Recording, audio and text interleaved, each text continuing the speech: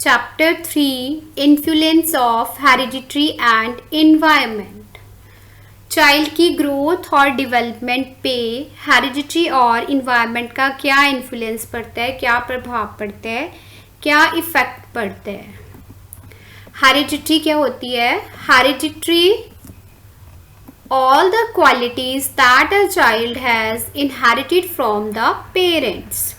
जो बच्चे में क्वालिटीज़ आती हैं, बच्चे में जो फीचर्स आते हैं, जो कि कहाँ से इनहेरिटेड कर रहा है, वो कहाँ से आ रहे हैं? पेरेंट्स से। All the character, all the features और the qualities that a child has inherited from the parents, that is called the hereditary. For example, जैसे कि कुछ बच्चों की आइज़ अपनी मम्मा से मिलती हैं, किसी की हाइट अपने पापा से मिलती है, कोई इंटेलिजेंट मम्मा की तरह होता है, किसी के हेयर मम्मा की तरह होते हैं, किसी के ईयर्स पापा की तरह होते हैं। मतलब कोई ना कोई फीचर, कोई ना कोई सिमिलरिटीज़ जो उसमें पेरेंट्स से आई है, किसी चाइल्ड में अपने पेरेंट्स से आई है, that is called the hereditary. Hereditary जो है वो एक इंडिविजुअल की पर्सनालिटी बनाती है, that is the basis, foundation of the development of the human personality. जब मेल और फीमेल गैमीट कंबाइन करते हैं उन कंसेप्शन के टाइम, तो फर्टिलाइजेशन होती है।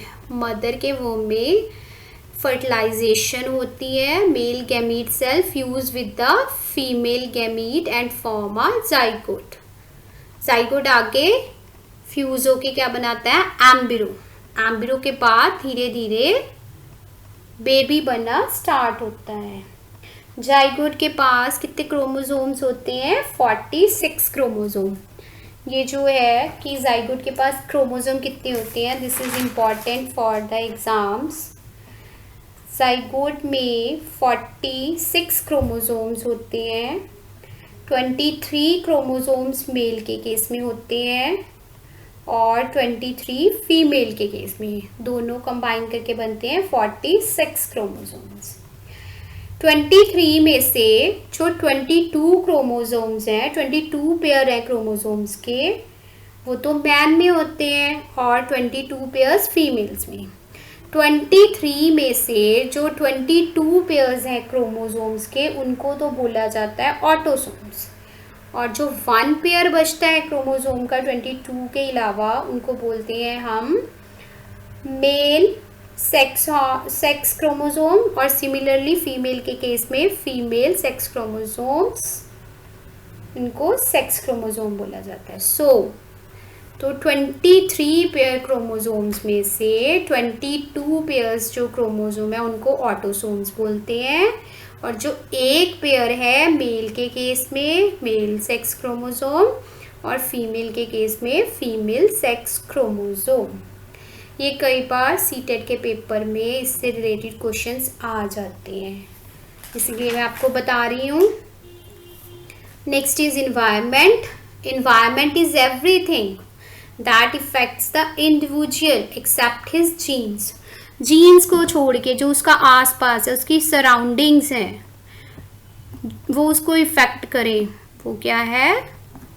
Environment. Except his genes, except means genes को छोड़ के, हेरिडिटरी को छोड़ के। नेक्स्ट है identical twins and fraternal twins. ये टर्म्स कई बार एग्ज़ाम में पूछी जाती है कि आइडेंटिकल ट्विंस कैसे बनते हैं और फ्रेटर्नल ट्विंस कैसे बनते हैं। आइडेंटिकल ट्विंस होते हैं जो देखने में एक जैसे होते हैं, रिजेंबल विद ईच अदर। जो आइडेंटिकल ट्विंस, आइडेंटिकल का मतलब होता है लुकिंग सेम। आइडेंटिकल ट्विंस एक ही ओवम से बनते हैं, कि अगर मदर के वोम में एक ओवा फर्टिलाइज हुआ है, एक एग सेल और एक स्पर्म सेल दोनों फ्यूज हुए हैं, और उससे आइडेंटिकल ट्विन बनेगा। लेकिन जो फ्रेटर्नल ट्विन्स हैं वो अलग अलग ओवम से बनते हैं, अलग अलग ओवम से बनते हैं, और वो एक दूसरे से सिमिलर भी नहीं होते। दो सेपरेट ओवम जो है फ्यूज करके दो बेबीज बनाते हैं, 2 जाइगोट, जाइगोट से फिर एम्ब्रियो और फिर बेबी।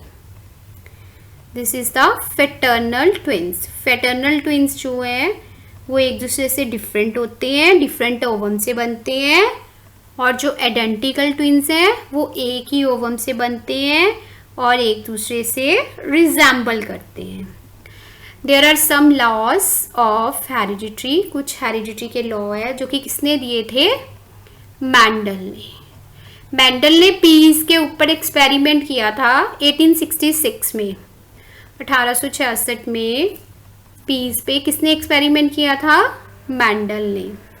ये कई बार क्वेश्चन पूछा जाता है कि हेरिडिटी के लॉ किसने दिए थे और उसने कौन से प्लांट पे एक्सपेरिमेंट किया था। जब उसने एक्सपेरिमेंट किया तो उसने कंक्लूजन दिया, कुछ लॉज दिए, जिसमें से first law is law of segregation and dominance. Law of segregation और डोमिनेंस क्या कहता है कि if trait of one genes are not manifest in one generation it does not mean that they die, कि अगर एक जनरेशन में character नहीं ट्रांसफ़र हुए इसका मतलब ये नहीं है कि जीन्स जो है वो मर चुकी हैं। मीन्स कि अगर किसी बच्चे में अपने फादर के करेक्टर नहीं आए तो इसका मतलब ये नहीं है कि वो करेक्टर्स या वो जीन्स डाई हो चुकी हैं। If a person has a specific kind of gene problem there is a possibility that his son may not express that problem explicitly, but his grandson may have show it just as he does now. ये हो सकता है कि father से बच्चे में characters नहीं आए, लेकिन जो उसके बेबी का बेबी होगा उसमें वो फीचर्स शो हो सकते हैं, यानी दादे और पोते के फीचर्स मिल सकते हैं। That is according to the law of segregation and dominance. Next is law of independent assortment. Independent assortment law क्या कहता है? It explains that distribution of one genetic trait does not influence the other. कि एक trait जो है, एक character है, वो दूसरे करेक्टर्स को इफेक्ट नहीं करता। सपोज कोई वाइट फैमिली है, ये नहीं है कि all will be white but their height में very.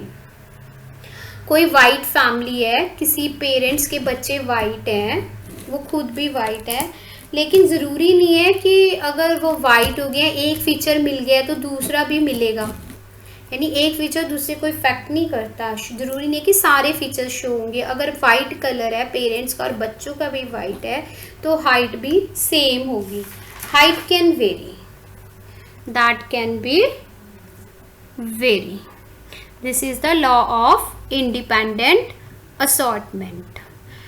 The questions in examination can be asked related to laws also. Law से रिलेटेड क्वेश्चंस भी आ सकते हैं, जैसे एग्जाम्पल दी होगी कोई तो आपको पूछा जा सकता है कि इस एग्जाम्पल में कौन सा लॉ एक्सप्रेस हो रहा है, ये एग्जाम्पल किस लॉ को शो कर रही है।